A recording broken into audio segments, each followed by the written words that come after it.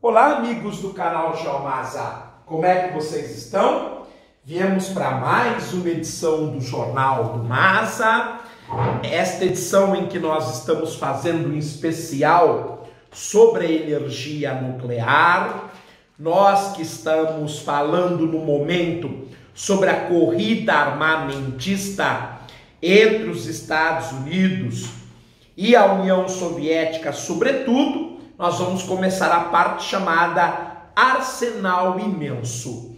Meus caros amigos, eu sou muito pouco de fazer pedidos no canal, mas se você quiser nos ajudar, nós temos tanto o Apoia-se, como você pode pedir alguma das contas correntes e poupança do nosso canal, ou mesmo colaborar pelo PicPay, pelo PayPal. Estamos à disposição. Tudo é revertido em prol do canal, câmeras, tripés, lousa, giz e material. Estamos com vontade de assinar o Estado de São Paulo para fazer contraponto à Folha de São Paulo. Contamos com a sua colaboração. Que tal ajudar um canal que traz educação séria de qualidade no meio de um mar de tantos problemas que nós temos nesse mundo do YouTube? Bom, vamos lá, gente. Vamos retomar. Arsenal Imenso. As detonações no atol de Bikini, como nós vimos, elas foram cada vez maiores. Começaram com os Estados Unidos fazendo teste e foram evoluindo a tal ponto que esses testes ficaram cada vez mais preocupantes e levaram a testes de bombas, primeiro atômicas, para bombas de hidrogênio, como nós vimos anteriormente. Seguiram-se outros acordos militares e diplomáticos estabelecendo limites para o poder de fogo das armas. Então, como os arsenais foram crescendo demais, até perigosamente, foi necessário a limitação, porque o poder de explosão das bombas estava crescendo. Nós estávamos testando bombas subterrâneas, na terra, no mar, no ar e até no espaço. Então era necessário disciplinar essa condição e até mesmo controlar os países que faziam as suas detonações. Mas, de certa forma, já era tarde. Se na década de 1930 as bombas atômicas eram uma distante discussão teórica, 30 anos depois o planeta convivia com a ameaça de uma destruição nuclear, de um hecatombe nuclear. Atualmente existem cerca de 15.800 bombas nucleares mantidas por 8 países. A Rússia lidera em quantidade desde os anos 1980, seguida de perto pelos Estados Unidos.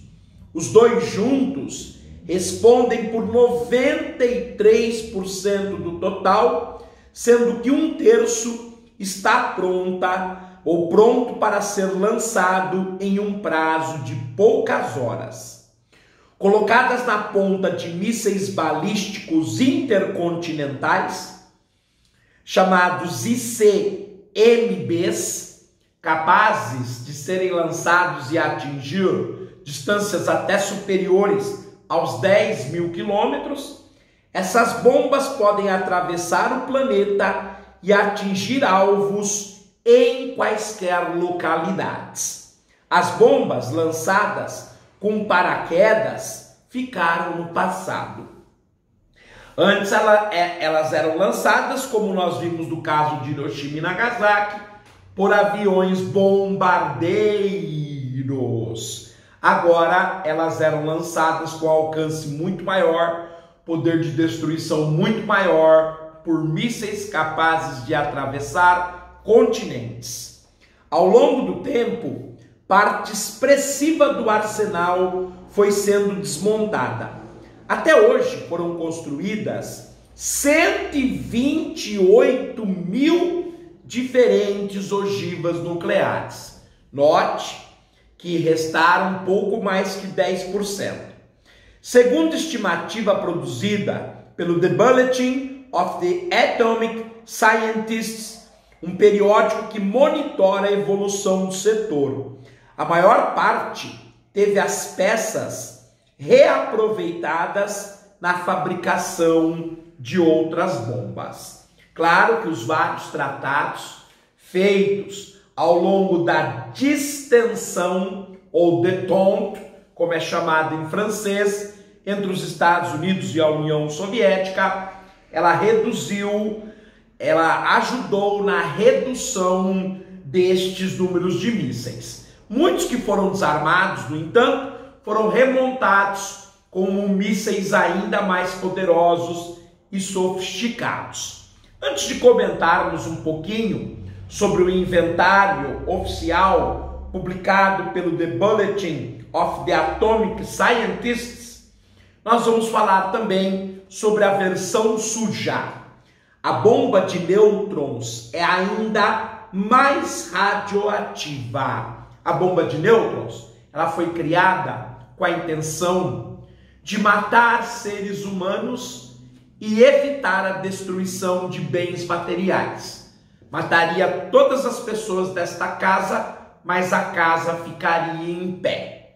Eventualmente, se alguém sobrevivesse, poderia ter um patamar para recomeçar a vida e a humanidade. Matar mais, reduzindo o estrago sobre edifícios.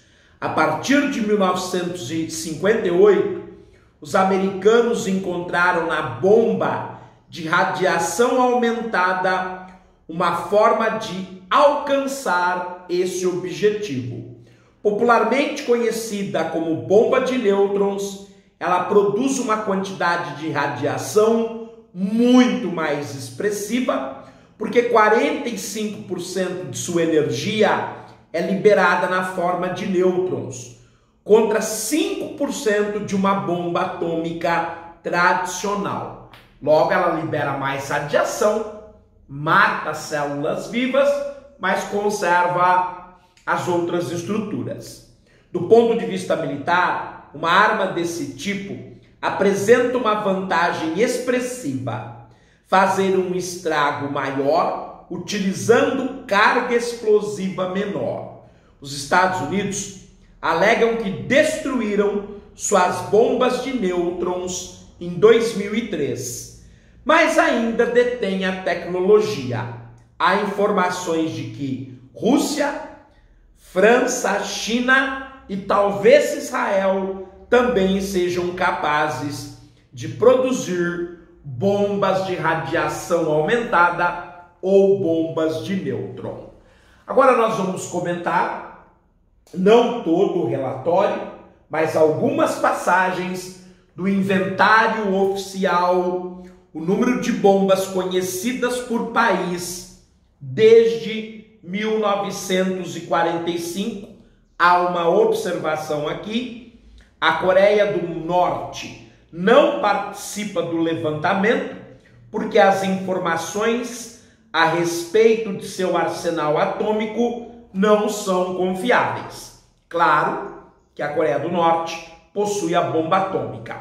Para o inventário oficial, são 9 os países, ou melhor dizendo, 8 os países que possuem um arsenal nuclear. Os Estados Unidos, a União Soviética, depois substituída pela Rússia, Reino Unido, França, China, Israel, Índia e Paquistão. Portanto, 8 países. Com a Coreia do Norte, são 9, e não podemos nos esquecer que a África do Sul também teve o seu programa de bombas nucleares, só que o abandonou e o desativou quando ocorreu o fim do apartheid. Em 1945, os Estados Unidos era o único país com bombas atômicas, possuindo aquela data 2. Em 1950, nós já tínhamos 2 países com bombas, os Estados Unidos e a União Soviética. 5 anos, em 1955, eram os Estados Unidos, a União Soviética e o Reino Unido. Em 10 anos, os arsenais desses 3 países saltaram de 2 bombas para 2.636. Em 1965, além dos 3 primeiros países, a França e a China já haviam adquirido suas bombas atômicas. Portanto, o clube nuclear era formado por 5 países. Já na década de 70, havia aumentado Israel. Com 8 bombas atômicas, eram 6 os países. O arsenal foi crescendo até atingir o auge em 1985, quando se possuía 63.632 bombas, e quem detinha esse total eram os Estados Unidos, a União Soviética, o Reino Unido, a França, China e Israel, os 6 que nós havíamos comentado anteriormente. Ainda em 1985, a União Soviética atingiu o seu auge de bombas atômicas, possuindo 39.197. O auge dos Estados Unidos aconteceu 10 anos antes, 20 anos antes, em 1965, quando os Estados Unidos tinha 31.139 bombas. A partir de 1985, com a era Gorbachev e a consequência, a queda da União Soviética, nós vamos ter uma redução dos arsenais dos 2 mais importantes países. No ano 2000, os 8 países que nós conhecemos hoje como pertencentes ao clube nuclear oficial, Estados Unidos, União Soviética, na época já Rússia, Reino Unido, França, China, Israel, Índia e Paquistão já admitiam que possuíam bombas atômicas. O último relatório, que é feito de 5 em 5 anos, portanto no final deste ano de 2020 nós teremos um novo relatório, foi publicado em 2015, quando então nós tínhamos 15.805 bombas. Ocorreu uma diminuição constante desde o auge em 1985. Uma nota preocupante é que os Estados Unidos em 2010 tinha 5.000 bombas atômicas. Passou para 7.260 5 anos depois.